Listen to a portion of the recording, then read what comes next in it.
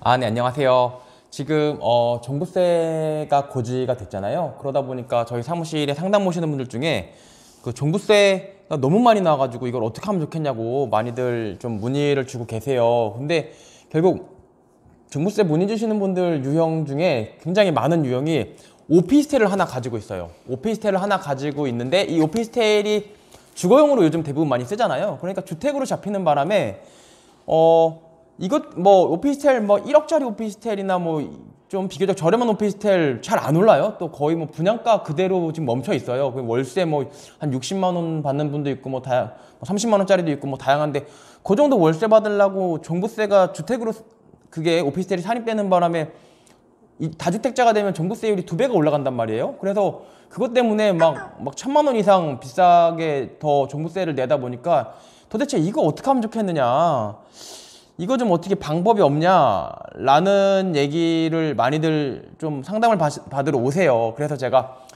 그 관련해서 한 게 좀 제가 여러 가지 좀 이슈들 위주로 한번 상담 사례를 한번 설명을 한번 드려볼게요. 아마 오피스텔 갖고 있어갖고 종부세 고민되시는 분들 도움이 될 겁니다. 어떤 사례였냐면은요, 이분이 좀 뭐 주택이 많으셨어요. 여기 송파에 오피스텔이 하나가 있었고, 이게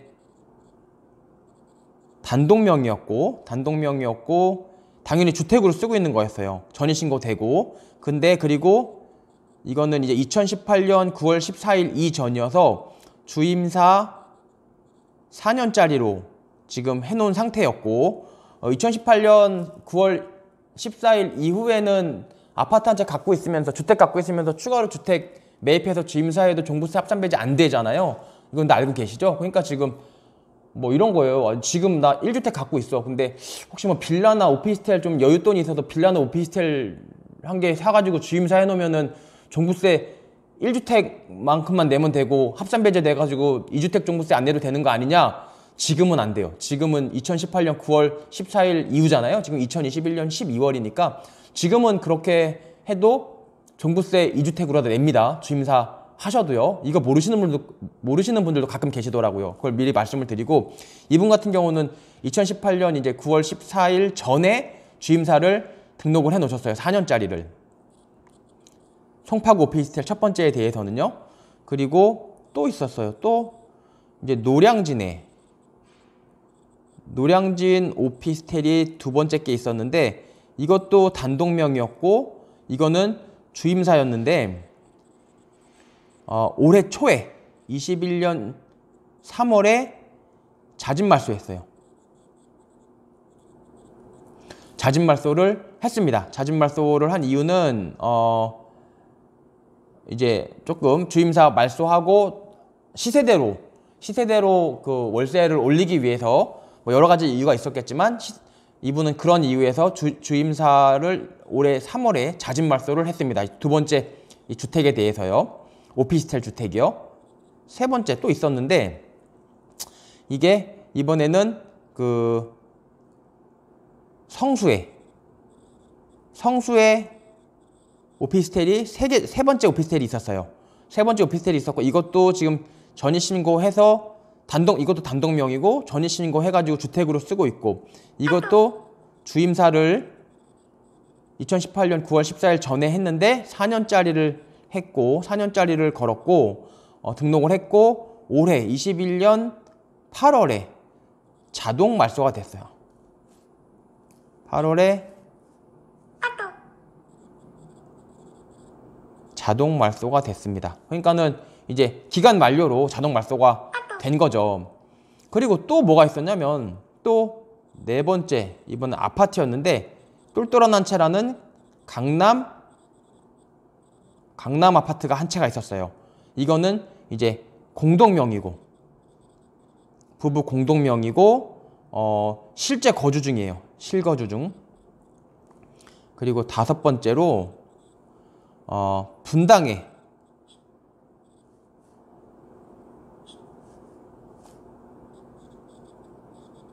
분당에 이제 구축 아파트가 하나가 더 있었습니다. 이것도 뭐 당연히 아파트니까 전입신고하고 주택이고, 이건 애당초 주임사를 한 적이 없어요. 주임사 안 한 상태고. 근데 이런 분이 있었는데 지금 오피스텔 잔뜩 있으니까 당연히 종부세가 많이 나오는데 어떤 일이 있었냐면 종부세가 나왔는데 2주택으로 해서 나온 거예요.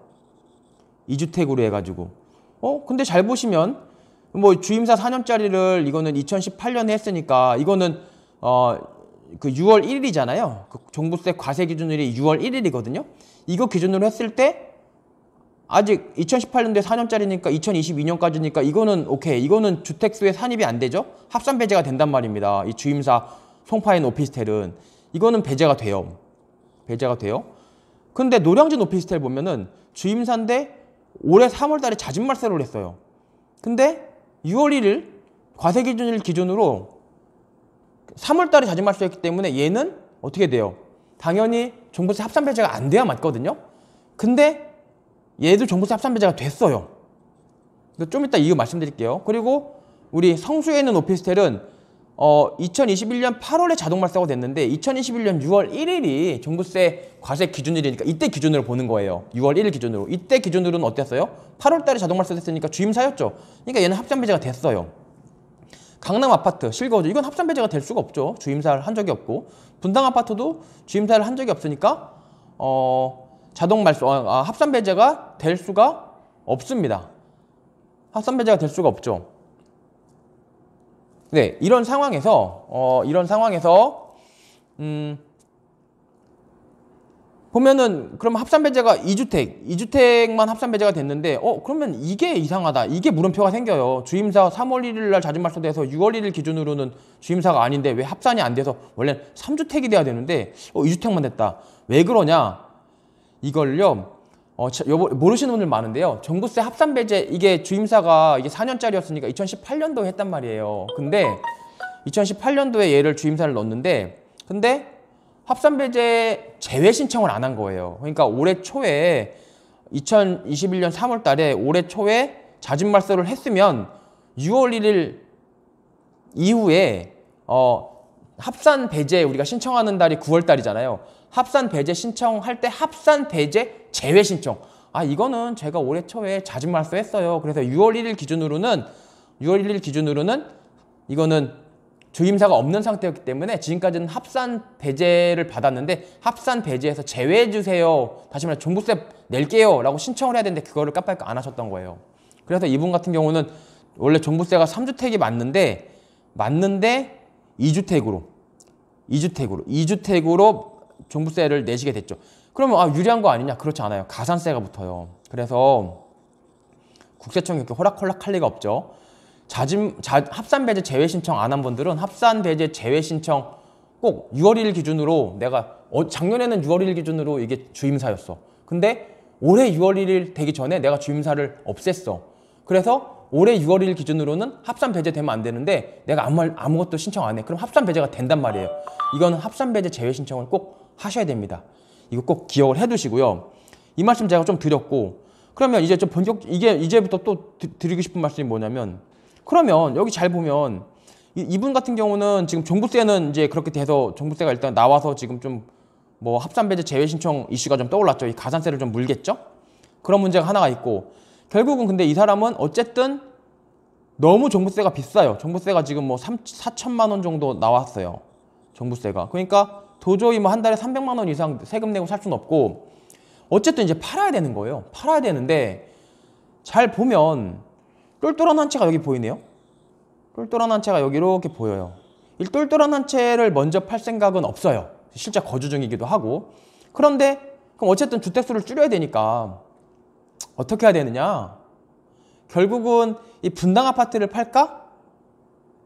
라는 생각을 했지만 이 분당 아파트를 팔까? 이 분당 아파트도 양도 차익이 꽤 많이 발생을 해서 다시 말해서 많이 올라서 이거를 팔게 되면 꼼짝없이 지금 보시면 지금 주택이 몇 개예요?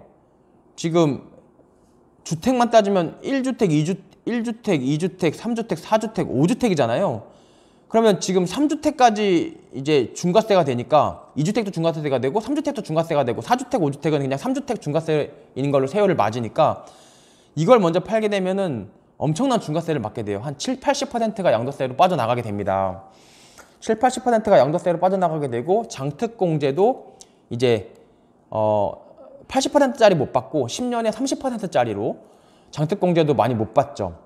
그런데 이분 질문이 혹시 지금 얘네들이 이 오피스텔이 지금 다 지금 오피스텔이 지금 뭐예요? 이 오피스텔이 지금 주임사 다 주임사로 만약에 걸려 있다면, 물론 얘는 지금 주임사 자진말소 했지만 다시 주임사를 등록을 해서 얘도 주임사로 다 걸려 있으면 이것도 혹시 주택수에 포함이 안 돼서 이 분당 아파트를 팔 때 1세대 3주택 이상으로 파는 게 아니고 1세대 2주택으로 1세대 2주택으로 팔 수 있는 거 아니냐, 세율이 라는 질문도 있었는데 그렇지가 않아요. 그러니까 오피스텔 이 세 채 다 주임사로 걸었다고 하더라도 양도세를 계산할 때, 이 양도세 계산할 때 얘네들이 주택수에 산입이 안 되는 게 아닙니다. 이거 오해하시는 분들 많은데 주택수에 다 들어가는 거고, 다만 주임사 물건들, 주임사로 등록한 주택이 있고 자기가 실제 거주하는 주택이 있어요. 그리고 거주하는 주택이 한 채야. 한 채, 두 채 말고 내가 거주하는 주택 한 채 있고 나머지 한 채가 주임사야. 그러니까는 주임사 한 채 있고 주임사 한 채 있고 내가 거주주택이 한 채가 있어요. 이럴 때 이 거주주택을 팔 때, 그것도 뭐 2년 이상 실거주하고 그런 요건을 충족해서 팔 때, 요때 이거를 1세대, 원래 하나, 둘, 2주택이잖아요. 근데 1세대 1주택으로 봐서 얘를 비과세를 해주겠다는 거지, 이렇게 오피스텔이 많은데 이 오피스텔 주임사 넣었다고 요걸 주택수에서 빼가지고 두 채나 아파트가 더 있음에도 1세대 2주택으로 팔게 해주겠다는 게 아니에요. 그러니까는 이런 경우에 팔면 1세대 5주택, 그래서 3주택 세율이 적용이 됩니다. 그래서 이걸 헷갈리시면 안 되고, 양도세 할 때 주택세에서 제외되는 게 아니에요, 주임사 한 것들이. 그리고 그래서 요거를 팔게 되면은 뭐 꼼짝없이 엄청난 양도세를 얻어맞게 되는 그런 상황이죠. 그런 상황이에요. 요걸 먼저 팔게 되면. 그러면 결국은 이 오피스텔을 팔아야 되는데, 오피스텔 팔 수도 있죠. 주임사 기간이 아직 안 끝났어도 뭐 포괄 양도세로 팔면 되긴 하는데, 문제는 요즘 그래서 막 이런 부동산으로 어떤 전화들이 많이 오냐면, 이거 혹시 그 다주택자들 종부세 많이 나와서 오피스텔 골칫덩이 돼가지고 갭 하나도 없이 그냥 전세가로 파는 사람들 없냐, 이런 문의들이 진짜 꽤 많이 와요. 그러니까는 분양가보다도 싸게 그런 물건 좀 자기 소개시켜달라, 이런 전화가 오거든요. 그러니까는 지금 종부세 때문에 머리가 아픈 걸 아니까 그런 걸 싸게 헐값에 살려는 사람들이 지금 또 기다리고 있는 그런 상황인 거예요.